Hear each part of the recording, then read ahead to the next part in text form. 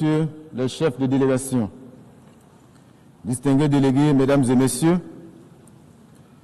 j'ai l'insigne honneur et le grand privilège de prendre la parole au nom du camarade président, le capitaine Ibrahim Traoré, président du Faso, chef de l'État, à l'occasion de la présente session, afin d'y porter la voix du peuple digne et intègre du Burkina Faso.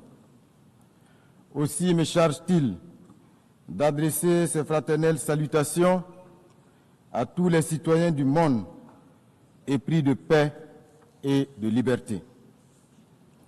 Madame la Présidente, je vous adresse au nom du Burkina Faso mes chaleureuses félicitations pour votre élection à la présidence de cette 80e session. Votre élection consacre la confiance de la communauté internationale en votre leadership et votre sens de l'écoute et du dialogue. Vous trouverez auprès du Burkina Faso un partenaire sincère, constructif et engagé. À votre prédécesseur, M. Philémon Yang, j'exprime ma gratitude pour la qualité et la rigueur du travail accompli lors de la 79e session. Madame la Présidente, distingués délégués, Mesdames et Messieurs, le Burkina Faso souscrit pleinement à la déclaration prononcée au nom de la Confédération des États du Sahel par la République sœur du Mali. Ensemble, avec le Niger, nous avons une communauté de buts et d'aspiration dans un espace de renouveau et de rupture.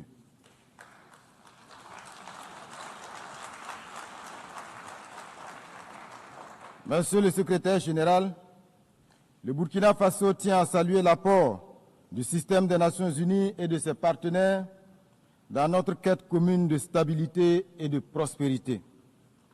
La présente session qui se tient 80 ans après l'adoption de la Charte des Nations Unies constitue une occasion idéale pour marquer une halte et dresser un bilan sans complaisance de notre organisation.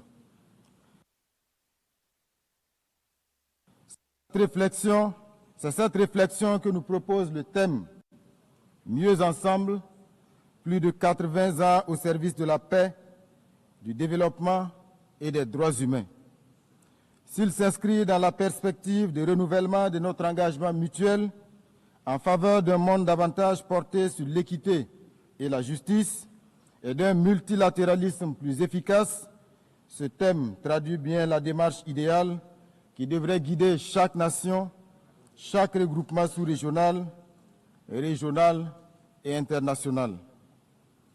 Ces noces de chaîne qui devraient incarner un temps de célébration solennelle appellent plutôt à une profonde introspection.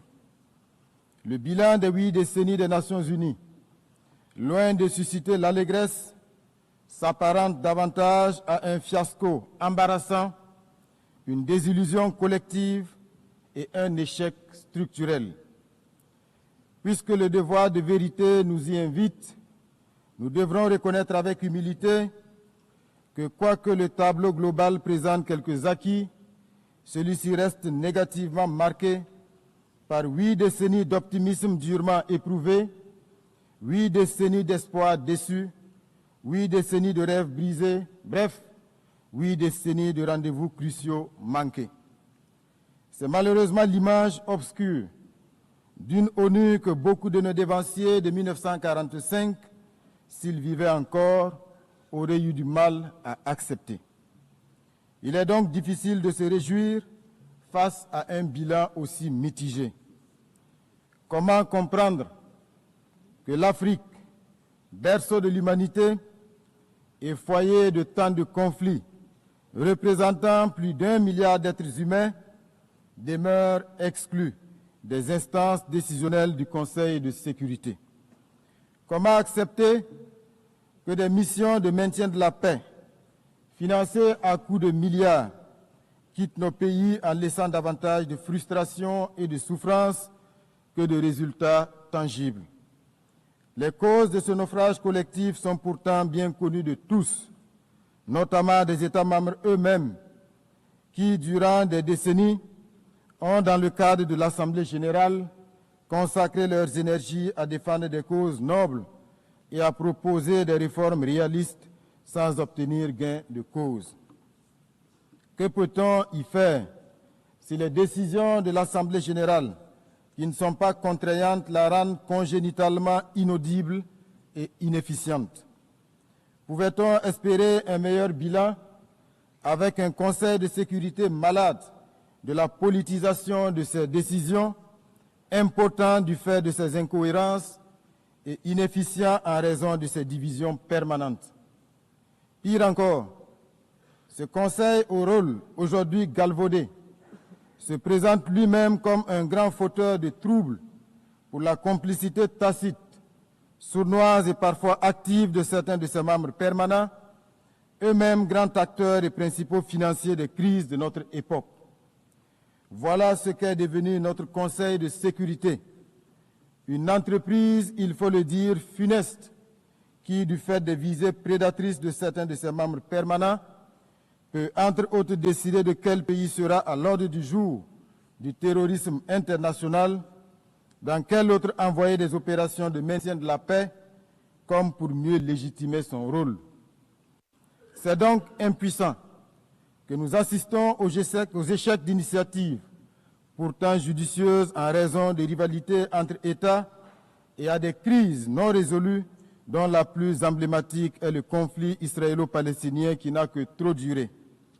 L'inaction coupable de la communauté internationale face à la défiance de l'autorité des États par des terroristes financés et soutenus par d'autres États s'ajoute à tous ces paradoxes inquiétants. Le temps du sursaut et des réformes courageuses est venu. Sans cela, le Conseil de sécurité restera une institution anachronique, incapable de répondre aux défis de notre temps. Mesdames et messieurs, dans un monde en profonde mutation marqué à la fois par l'essor de la numérisation et par la persistance de tensions géopolitiques, il devient impératif de repenser nos stratégies de développement économique.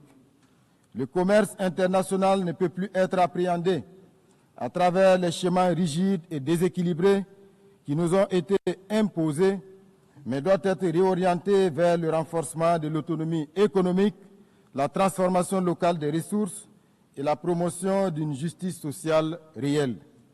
Il est aujourd'hui reconnu que la prospérité durable passe par des politiques volontaristes d'industrialisation, de valorisation sur place de nos matières premières et de création d'emplois décents, notamment pour la jeunesse.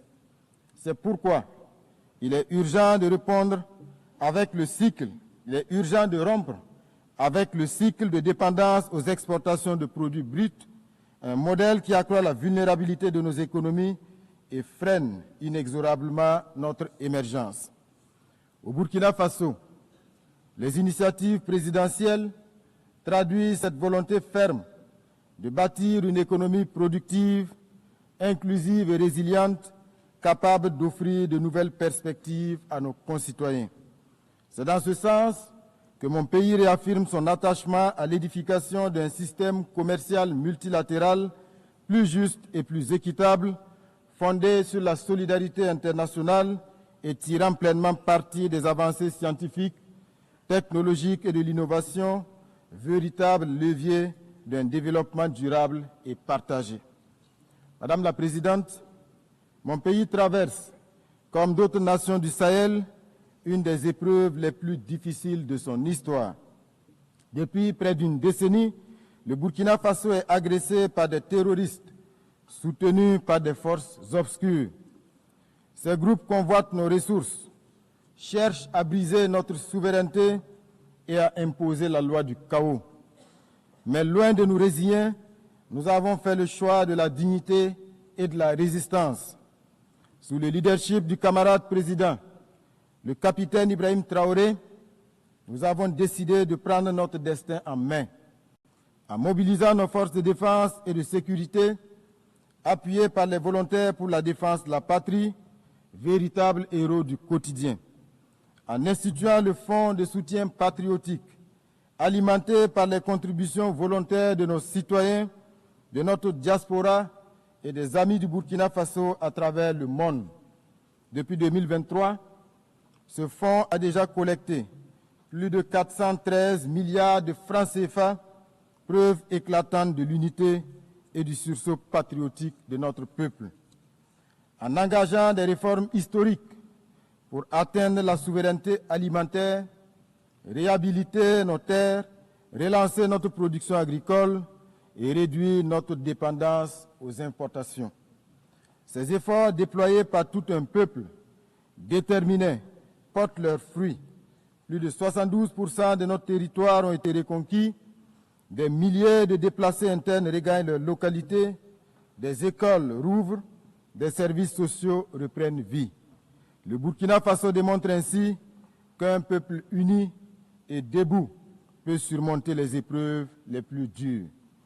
En tout état de cause, le Burkina Faso réaffirme en toute responsabilité que ses priorités ne sont pas négociables et que ses choix sont plus que jamais à respecter.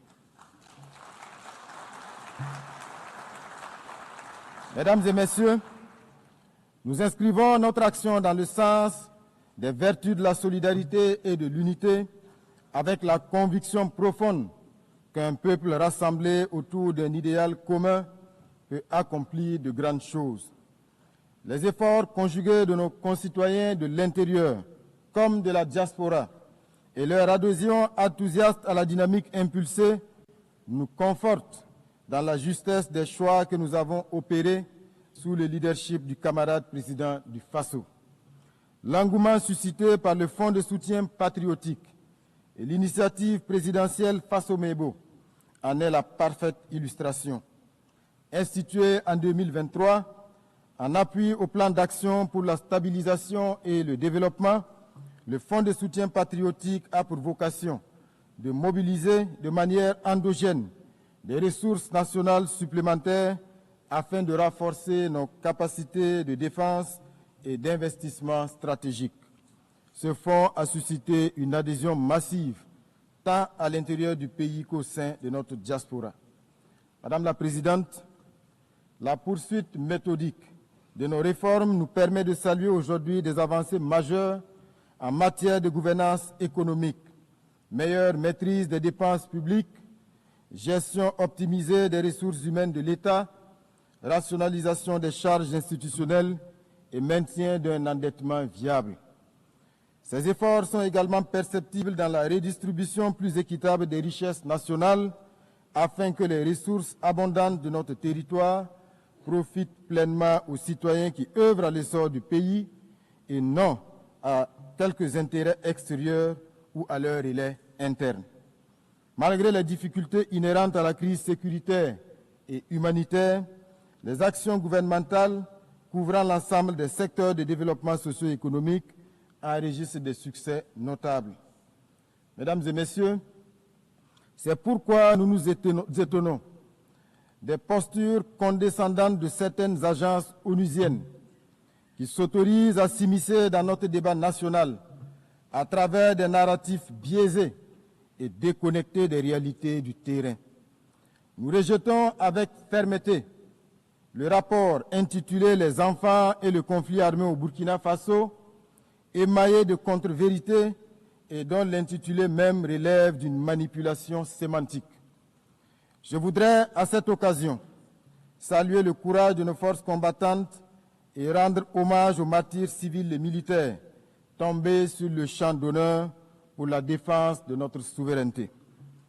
Madame la Présidente, nous l'avons toujours proclamé, le terrorisme est devenu le prétexte bien trouvé de certains États pour spolier les ressources africaines. Ainsi, nos pays se retrouvent confrontés à des terroristes qui ne sont en réalité que des supplétifs d'armées étrangères prédatrices. Certains États, d'ailleurs, ne se cachent même plus pour revendiquer publiquement le soutien qu'ils apportent à ces criminels. C'est le cas de la France, du régime Macron, dont les médias publics, en plus de la désinformation quotidienne, sont devenus des relais de la communication des criminels, auteurs d'attaques lâches et barbares perpétrés contre de paisibles citoyens. À ce sujet, nous renouvelons notre appel quant à la suite réservé à l'adresse du 20 août 2024 par les États membres de la Confédération des États du Sahel au Conseil de sécurité et qui demeure à ce jour sans réponse.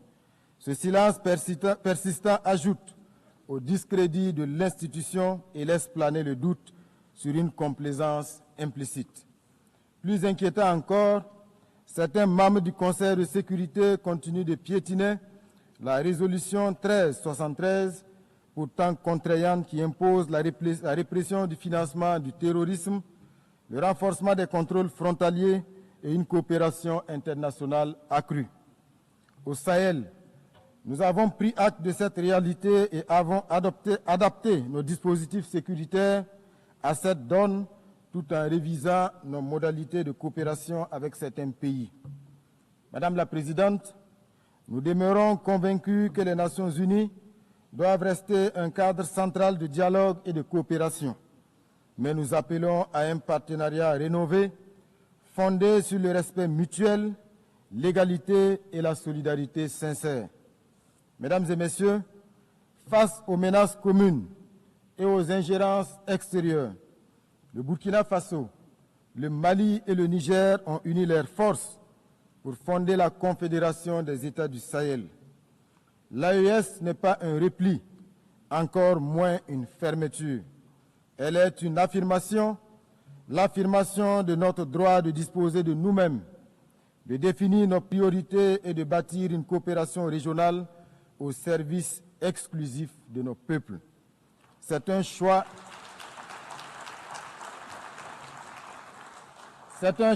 de dignité. C'est le refus d'un système où nos pays servaient trop souvent de terrain de manœuvre pour des agendas extérieurs. C'est la volonté d'être acteur principal de notre histoire et d'écrire nous-mêmes l'avenir de nos enfants. L'AES s'inscrit dans la continuité du combat de figures panafricanistes telles que Thomas Sankara, Patrice Lumumba ou Kwame Nkrumah. Aujourd'hui, une nouvelle génération de leaders assume ce flambeau avec la ferme conviction inspirée du père de la Révolution d'août 1983 que seule la lutte libère. Madame la Présidente, l'Afrique, depuis 8 décennies, revendique légitimement sa place au Conseil de sécurité. Il est temps de réformer profondément notre organisation. Plus concrètement, il s'agit de mettre en œuvre une réforme courageuse du Conseil de sécurité, en accordant à l'Afrique une représentation permanente, d'améliorer la gestion des ressources pour rendre l'ONU plus efficace et plus proche des peuples qu'elle prétend servir, de s'attaquer avec fermeté aux causes structurelles de l'injustice internationale, qu'il s'agisse du terrorisme instrumentalisé, du blocus de Cuba, des sanctions contre le Venezuela, la Russie, l'Iran, le Nicaragua ou de l'impasse du conflit israélo-palestinien. Le Burkina Faso souscrit à la vision de la Chine sur la communauté d'avenir partagée. Dans le cas particulier de la République bolivarienne du Venezuela, nous réaffirmons notre soutien indéfectible à ce peuple qui subit depuis des décennies des campagnes d'isolement, des sanctions illégales et des provocations incessantes. Face à cette ingérence flagrante dans les affaires souveraines d'une nation et cette agression économique aux conséquences humanitaires désastreuses, nous exprimons notre solidarité avec ce pays qui résiste avec dignité pour préserver son droit de choisir son propre destin sans ultimatum ni dictat étranger. Nous appelons donc à la raison et à la diplomatie pour que cesse toute action hostile contre le Venezuela. Monsieur le secrétaire général, je voudrais à présent m'adresser à vous. Il est vraiment temps pour notre organisation de changer de paradigme, car l'ONU se retrouve aujourd'hui dans la même situation que la défunte Société des Nations. Elle est incapable d'imposer sa voix et faire respecter ses propres principes. incapable de faire appliquer ses décisions et résolutions aux puissants, incapable de faire respecter le droit international, incapable de régler les multiples conflits et incapable d'évoluer et de se mettre au niveau des défis actuels. Monsieur le secrétaire général, vous avez une belle occasion de rentrer dans l'histoire en prenant vos responsabilités pour une transformation en profondeur de cette organisation qui a suscité à sa création tant d'espoir. Vous avez le soutien ferme de millions de citoyens du monde pour faire de cette organisation un véritable garant de la paix et de la sécurité dans le monde et non un instrument de domination aux mains des forts du moment. Malgré les pressions diverses et les enjeux de pouvoir, nous vous savons assez ingénieux pour affranchir l'Organisation des Nations Unies et la placer à la hauteur de nos ambitions communes. Madame la Présidente, abordant les questions de développement, le Burkina Faso salue la tenue de la 4e conférence internationale sur le financement du développement et forme le vœu que les conclusions de la réunion de Séville puissent contribuer à l'avènement d'une architecture financière plus équitable, respectueuse de la souveraineté des États et soutenant une transformation réelle des pays en développement. Dans la même veine, il demeure impérieux de s'attaquer aux facteurs qui constituent un frein à la pleine réalisation des objectifs de développement durable censés transformer positivement notre monde sous l'égide des Nations Unies. Mesdames et Messieurs, 80 ans après la Charte des Nations Unies, notre organisation est loin d'avoir répondu aux espoirs de 1945. 80 ans après, le monde est plein d'injustices et de souffrances et les risques d'un autre conflit généralisé se précisent et sont source d'inquiétude pour l'avenir.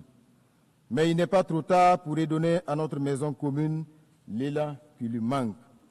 Le Burkina Faso, fidèle à son héritage panafricaniste, réaffirme sa foi en un multilatéralisme rénové, juste et équitable. Nous sommes résolus à défendre notre souveraineté et notre dignité, mais nous tendons la main à toutes les nations éprises de justice, de liberté et de solidarité. Vive l'Organisation des Nations Unies réformée et crédible. Vive la Confédération des États du Sahel. Vive le Burkina Faso digne, souverain et debout. La patrie ou la mort, nous vaincrons. Je vous remercie.